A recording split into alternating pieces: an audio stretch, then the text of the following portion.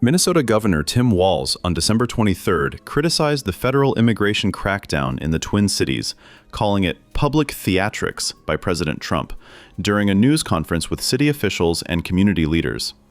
According to the Department of Homeland Security, federal immigration agents have arrested hundreds of people since the launch of Operation Metro Surge earlier this month.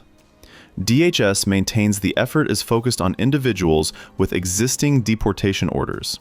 However, state and local leaders contend that U.S. citizens have also been swept up in the expanded immigration and customs enforcement actions.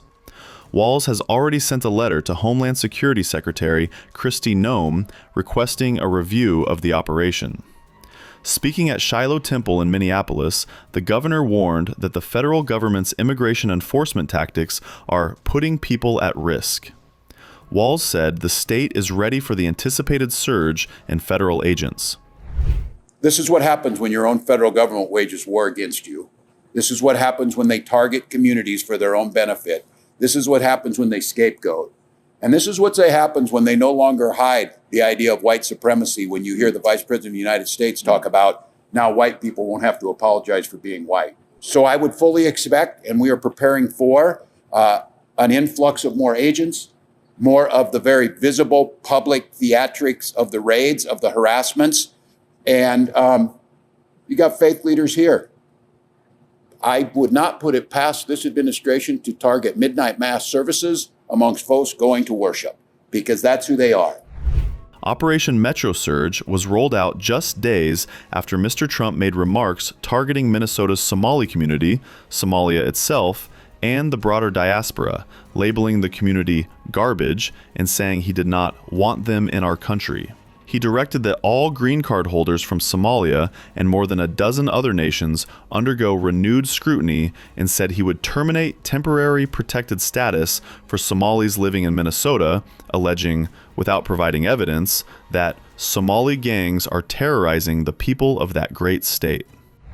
But when I watch what is happening in Minnesota, the land of 1,000 lakes or however many lakes they have, they got a lot of lakes, but this beautiful place, and I see these people ripping it off, and now I'm understanding, and you're going to look at, I hear they ripped off Somalians, ripped off that state for billions of dollars, billions, every year, billions of dollars, and they contribute nothing.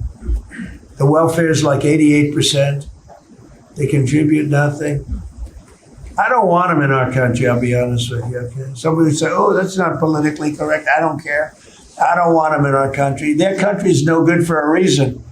Their country stinks, and we don't want them in our country. I could say that about other countries, too. I can say it about other countries, too. We don't want them to hell. We have to rebuild our country. You know, our country's at a tipping point. We could go bad. We're at a tipping point. I don't know if people mind me saying that, but I'm saying it. We could go one way or the other. And we're going to go the wrong way if we keep taking in garbage into our country. Ilhan Omar is garbage. She's garbage. Her friends are garbage. These aren't people that work. These aren't people that say, let's go, come on, let's make this place great. These are people that do nothing but complain. They complain. And from where they came from, they got nothing. You know, they came from paradise and they said, this isn't paradise. But when they come from hell and they complain and do nothing but bitch, we don't want them in our country. Let them go back to where they came from and fix it. But Minnesota Governor Tim Walz is not just battling Trump's ICE raids, but is also under fire as 98 mayors from across Minnesota voiced concerns to state leaders in a letter criticizing the state's fiscal approach, arguing it has hurt their cities and residents.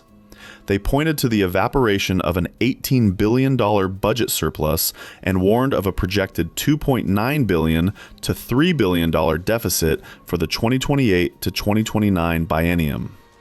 Addressed to state legislators and Governor Tim Walz, the letter conveyed the mayor's frustration and warned that Minnesota is losing ground in national economic rankings.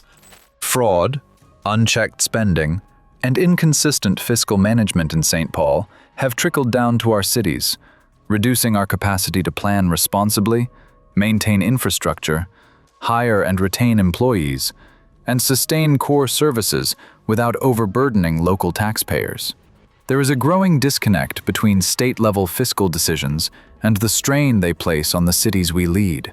When the state expands programs or shifts responsibilities without stable funding, it is our residents, families, seniors, businesses, and workers who ultimately bear the cost. Our state owes it to our citizens to practice responsible fiscal management and to stop taxing our families, seniors, and businesses out of Minnesota. We urge the legislature to course correct and to remember that every dollar you manage belongs not to the capital, but to the people of Minnesota.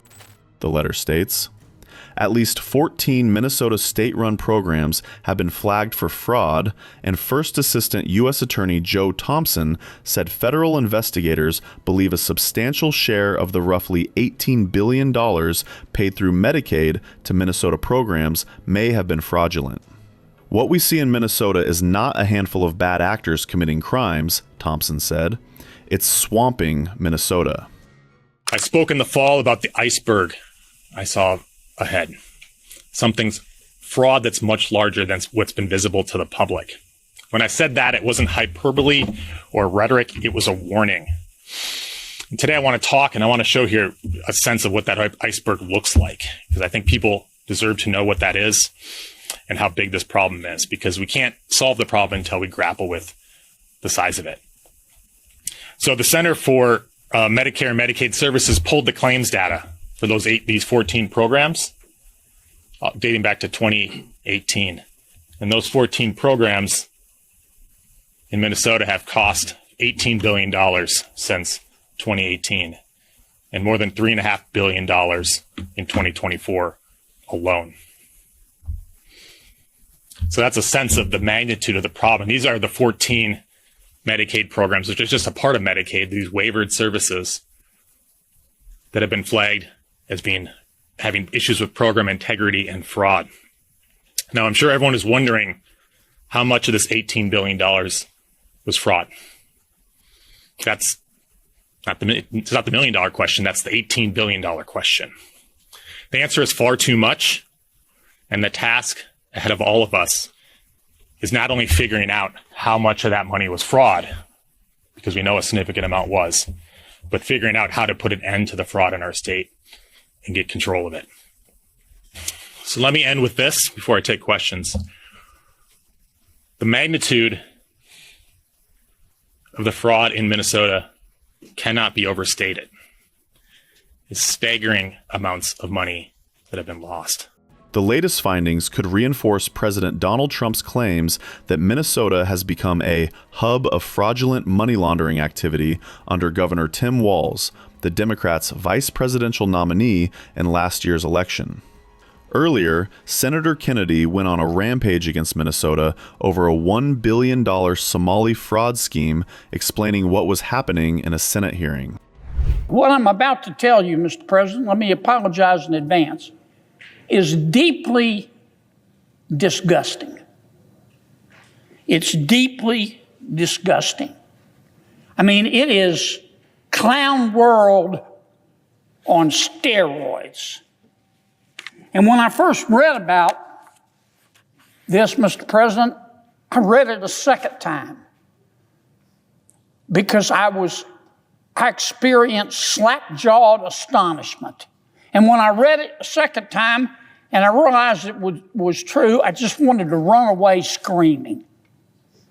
What am I talking about, Mr. President? We have discovered, the federal prosecutors have discovered that for the last 5 years, there has been massive welfare fraud in the great state of Minnesota.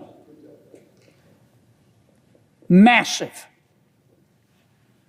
Over $1 billion of American taxpayer money has been stolen. Just stolen.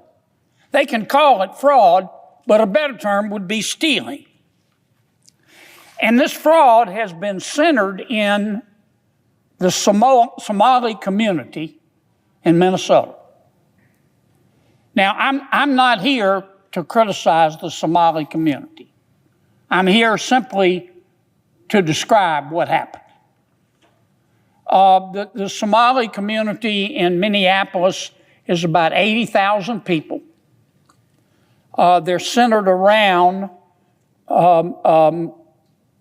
Minneapolis.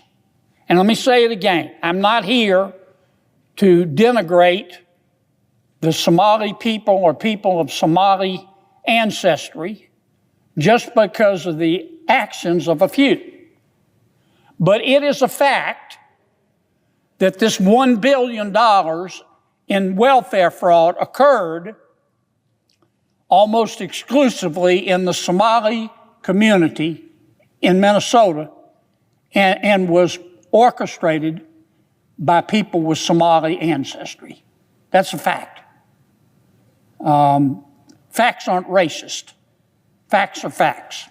So far, 59 people have been convicted, 86 have been charged, and 78 of them are of Somali ancestry. That's just a fact.